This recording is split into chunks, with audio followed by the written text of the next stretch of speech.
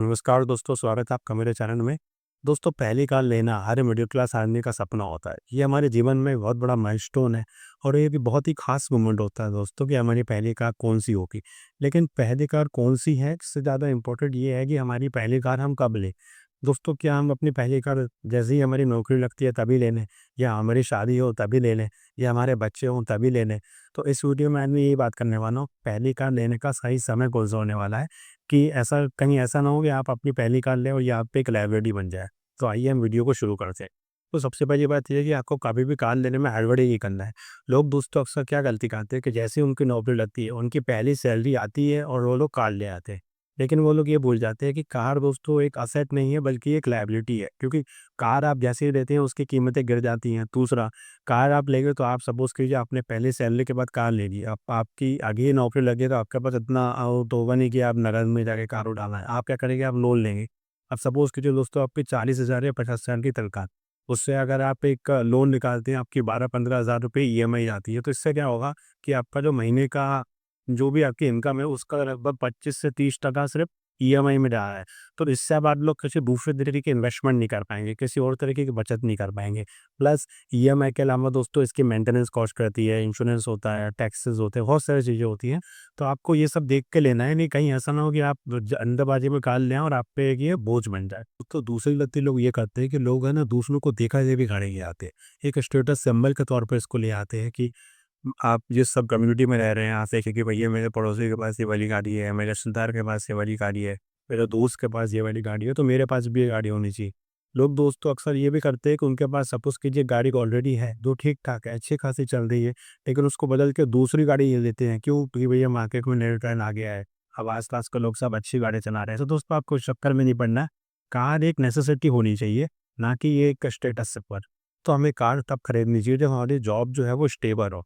अगर आप एक सपोज़ कीजिए गवर्नमेंट जॉब में हैं, आपको कुछ टाइम हो गया है, या अगर आप सपोज़ कीजिए प्राइवेट जॉब में हैं, आपको टाइम हो गया है, आपकी जॉब स्टेबल हो गई है, तो अब आप एक कार ले सकते हैं। लेकिन लोग क्या करते हैं, पहली सैलरी आई, नौकरी लगी है और गाड़ी उठा के नहीं आए। कल को सपोज़ कीजिए उनकी जॉब में कुछ प्रॉब्लम आ जाती है, तो फिर ये कार वो पे एक बोझ बन जाती है। और सपोज़ कीजिए अगर आप नौकरी में लगे हैं, अभी आप प्रोबेशन पीरियड चल रहा है, आपकी ट्रेनिंग चल रही है, तो आपको इस टाइम पे कार लेने से बचना चाहिए। आप जब स्टेबल हो जाए अपनी लाइफ़ में, आपकी इनकम स्टेबल हो जाए, तब आपको गाड़ी चाहिए। दोस्तों, जब आप जॉब करते हैं तो पहले आपको ये एश्योर करना है कि आप पे इमरजेंसी फंड रेडी हो जाए।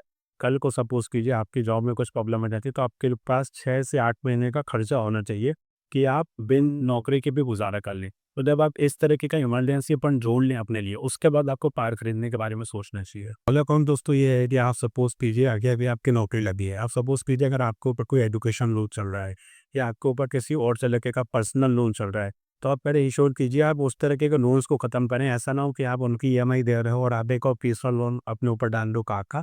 तो पहले आप कोशिश कीजिए कि आप दूसरे अगर आपके ऊपर कोई डेट है, कोई लोन्स है, तो उसको क्लियर कीजिए, फिर आप गाड़ी लेके आइए। अगला दोस्तों आपको ये देखना है कि क्या कार की आपको वाक़ई में ज़रूरत है? हो सकता है आप अभी अकेले हैं, आपकी शादी नहीं हुई है और आपका जो ऑफ़िस है वो आपके घर से बहुत पास में है, तो आप दोस्तों गाड़ी लेके क्या ही करोगे? मतलब सिर्फ़ दिखाने के लिए ले रहा हो तो फिर तो अलग बात हो गई, लेकिन अगर आपको क्या आप उसको वाक़ई में चलाने वाले हैं, आपको ये भी देखना है। दूसरी तरफ आप सपोज़ कीजिए कि आप पैकेज शादी के हैं, आपके बच्चे हैं, घर में हैं, दिल्ली पे हैं, इनसे, जिनको कभी भी ज़रूरत पड़ सकती है कि आपको उनको हॉस्पिटल ले जाना है, या बच्चों को आपको स्कूल छोड़ने जाना पड़ता है, या आपका घर जो है वो आपके ऑफ़िस से दूर है, तो ऐसे केस में आपको गाड़ी बिना समझ में आता है आप गाड़ी ले सकते हो। तो आपको ये देखना है कि क्या आपको गाड़ी में वाक़ई ज़रूरत है, या आप ऐसे ही देखा-देखी में ले रहे हैं।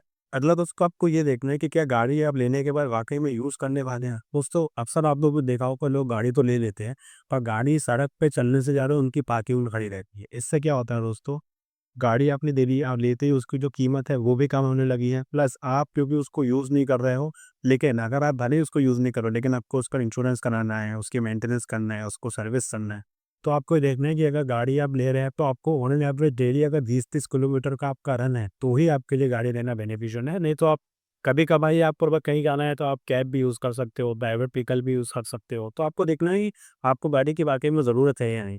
दोस्तों अगर आप अपनी पहली कार ले रहे हैं तो आप ये भी देख सकते हैं कि आप नई कार ना लेने के बजाय कोई सेकंड हैंड कार अगर ले लेते हैं, किसी ट्रस्टेड डीलर से लेते हैं, तो ये भी आपके लिए एक बेहतर ऑप्शन होगा। क्योंकि सपोज़ कीजिए दोस्तों आप एक नई गाड़ी लेते हैं, तो आपको पता है गाड़ी लेने के बाद 2 से 3 साल में जो गाड़ी की कीमत है वो लगभग 30 से 40% गिर जाती है।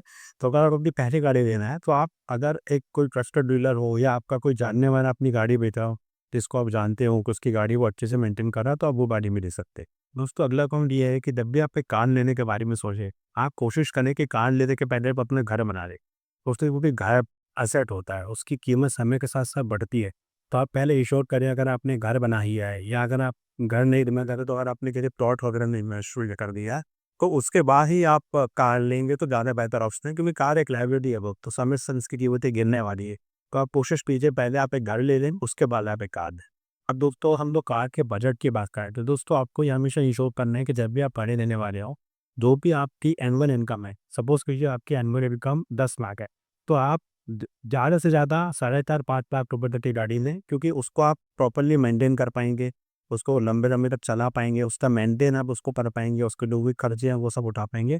ऐसा नहीं होना चाहिए कि आपकी इनकम है साल के 10 लाख रुपए और आप 20 लाख की गाड़ी उठाना है, लोन पे उठाना है।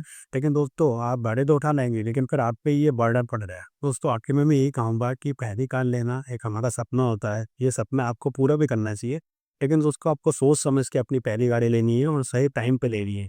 कहीं ऐसा ना हो कि आप देखा-दिखावे में गाड़ी ले लें और आपके ऊपर ये एक फाइनेंशियल बर्डन बन जाए। दोस्तों ये था मेरा आज का वीडियो। आपको ये वीडियो कैसा लगा ज़रूर मुझे कमेंट करके बताइएगा और आप अपनी पहली गाड़ी कब लेने वाले हैं या आपने अपनी पहली गाड़ी कब ली थी? ये भी मुझे कमेंट करके बताइएगा। वीडियो अच्छा लगा है कि उसको लाइक कीजिए, शेयर कीजिए, चैनल को सब्सक्राइब कीजिए। Thank you friends.